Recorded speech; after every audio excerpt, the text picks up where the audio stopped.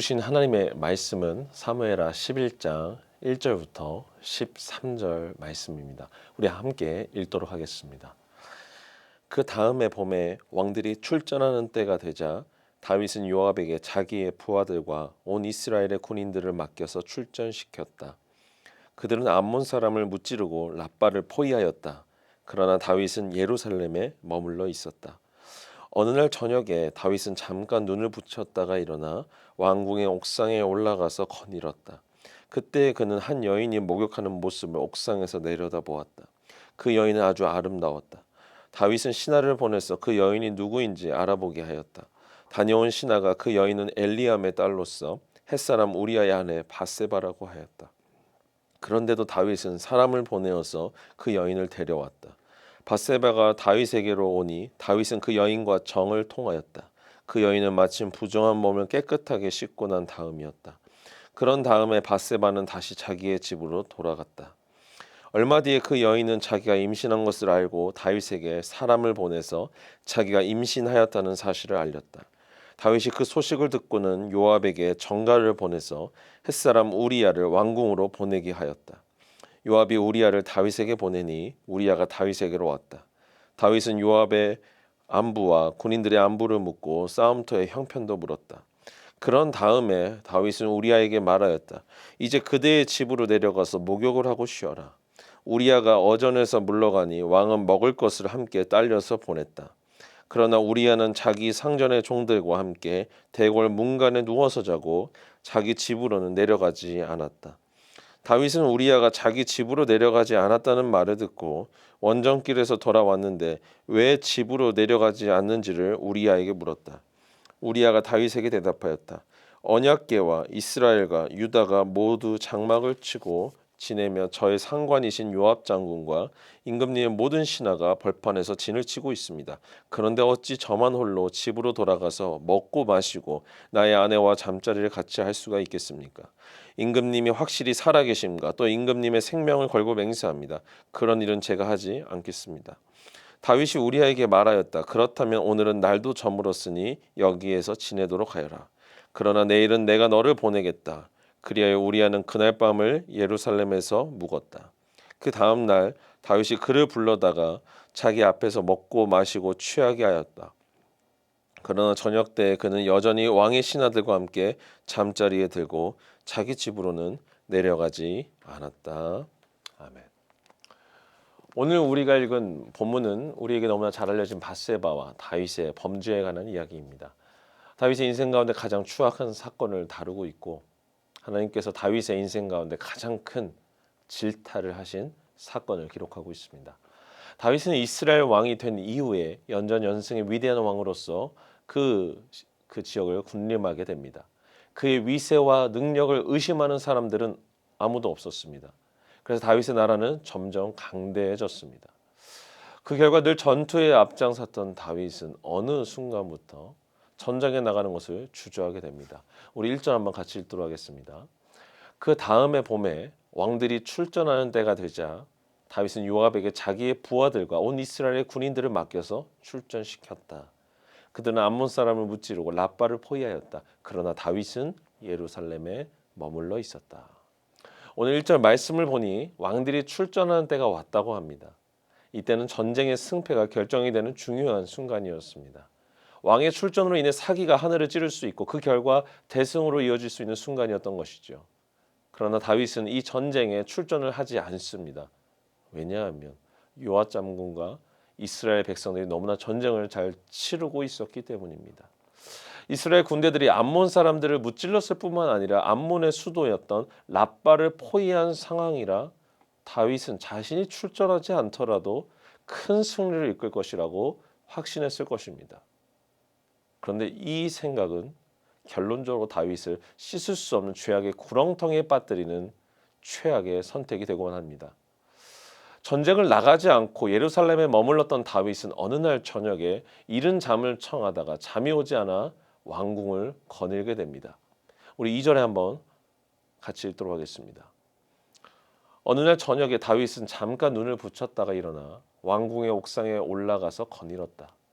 그때 그는 한 여인이 목욕하는 모습을 옥상에서 내려다보았다. 그 여인은 아주 아름다웠다.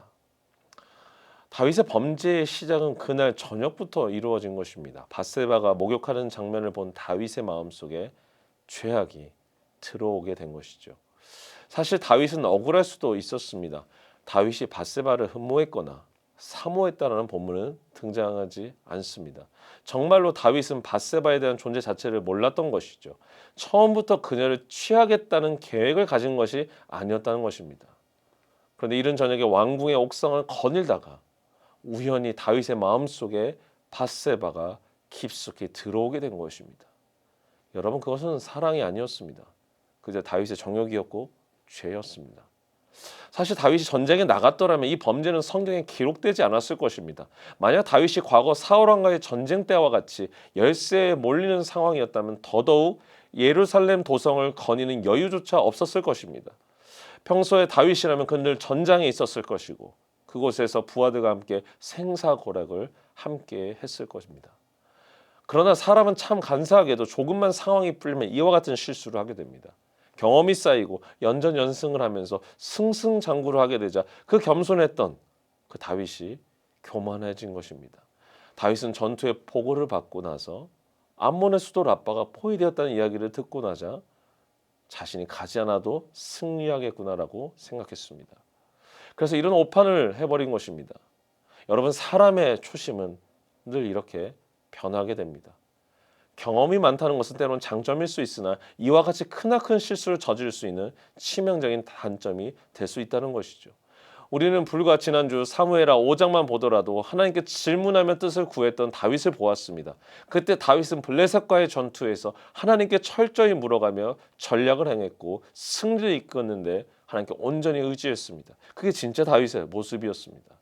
늘 하나님과 동행했던 그 믿음의 사람, 하나님께 기도하며 나아갔던 그 사람, 그가 다윗 왕이었습니다.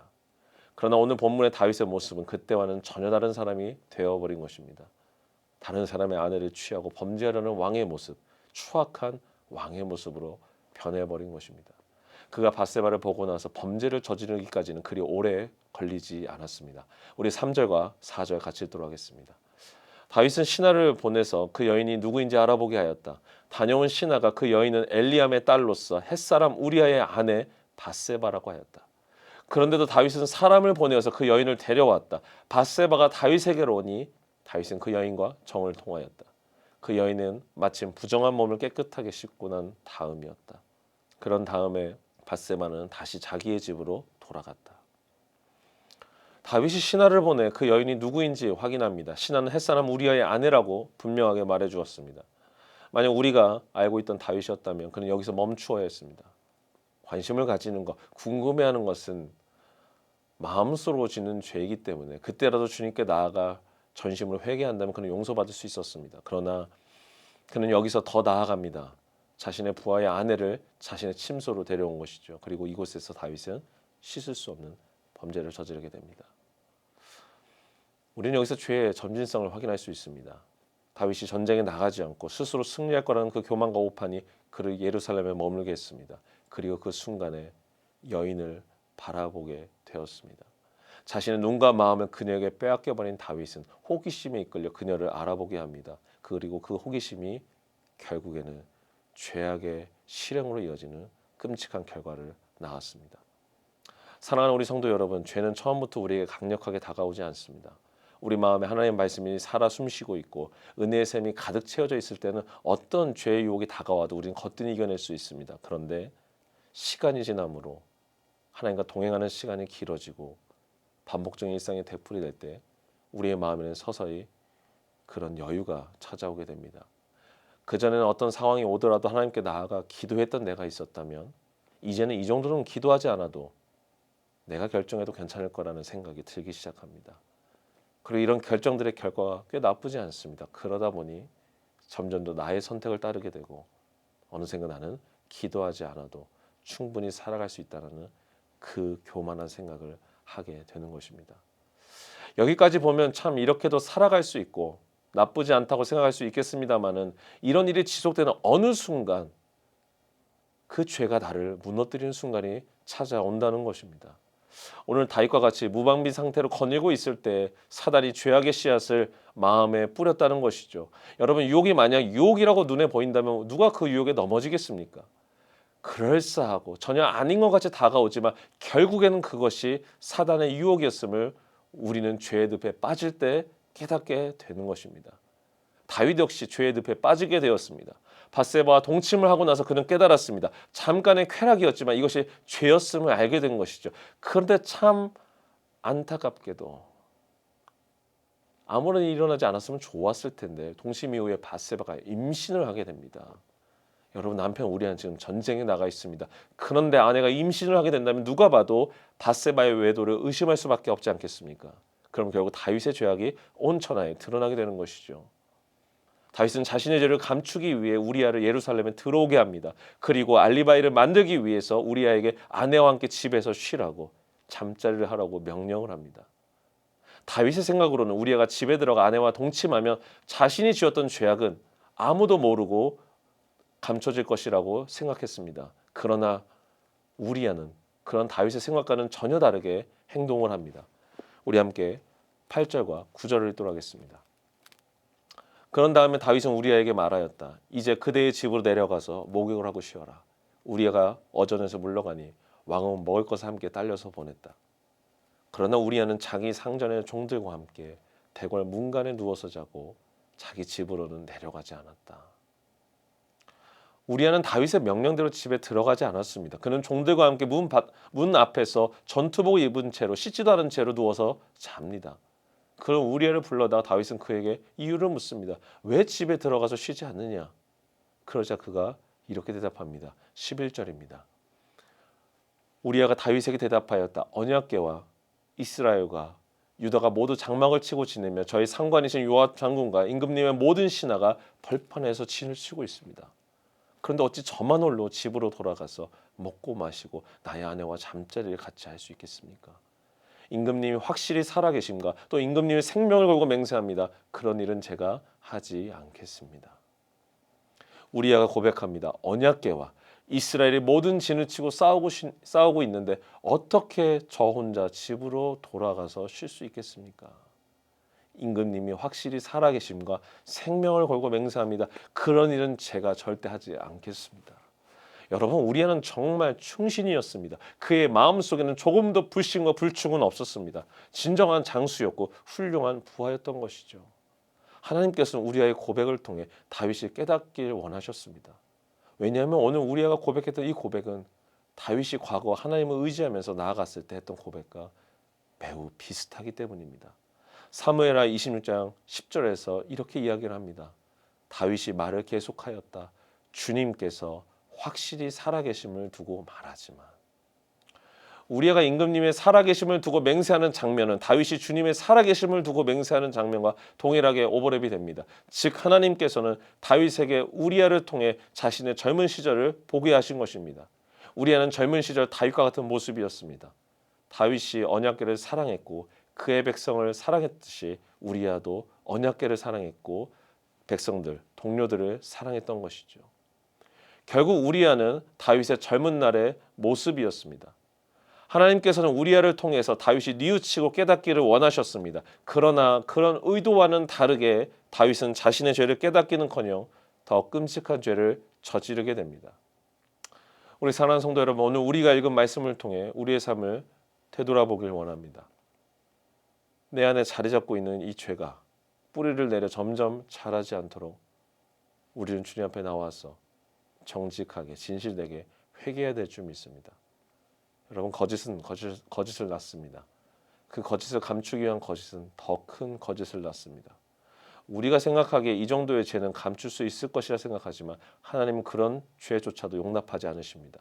다윗이 밧세바와 간음을 하고 나서 주님께 나와 간절히 회개하였더라면 그는 우리아를 죽이는 그 살인죄를 저지르지 않았을 것입니다. 아니, 그가 전쟁에 나가지 않고 밧세바를 바라봤을 때 그때 회개하였더라면 그는 이 지경에 이르지 않았을 것입니다. 여러분, 죄는 우리를 더 깊은 죄의 수렁으로 끌어당깁니다. 이 죄가 내 안에 도사리고 있는 한 우리는 주님께 기쁨으로 나아갈 수 없습니다. 바라기는 우리 성도님들과 함께 다윗의 범죄를 통해 우리에게 말씀하시는 하나님의 메시지를 들을 수 있기를 간절히 축복합니다. 저와 여러분 모두가 다윗과 같은 죄의 유혹에 넘어가지 않도록 또 그것을 원하시는 하나님 뜻을 깨달을 수 있도록 함께 기도하기를 주의 이름으로 축복합니다. 우리 함께 기도하도록 하겠습니다. 사랑이 많으신 하나님 아버지 감사합니다. 주님, 우리아를 통해서 다윗의 젊은 날의 고백을 들었습니다. 우리도 그런 다윗의 젊은 날처럼 주님을 뜨겁게 사랑하고 고백했던 기억들이 있습니다. 우리의 고백은 진실되었고 우리의 마음은 온전히 주님을 향했습니다. 그러나 시간이 지나면 지날수록 우리 마음속에 여유가 찾아오고 신앙에 여유가 찾아오다 보니 우리도 모르는 사이에 다윗과 같은 유혹에 빠질 때도 있었음을 고백합니다. 주님 바라기는 우리가 다윗과 같이 그 죄에 넘어지지 않도록 우리를 보호하여 주시옵소서. 우리가 마음을 지킴으로 주님 앞에 나아가서 간절히 엎드리며 기도할 수 있도록 회개의 영을 허락해 주시고 우리의 마음을 온전히 고백할 수 있도록 주님께서 붙잡아 주시옵소서. 그래서 우리는 다윗과 같은 동일한 죄를 짓지 않도록 우리가 그런 실수를 저지르지 않도록 주님께서 주의 오른팔로 붙잡아 주시옵소서.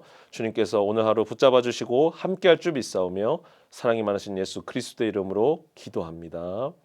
아멘.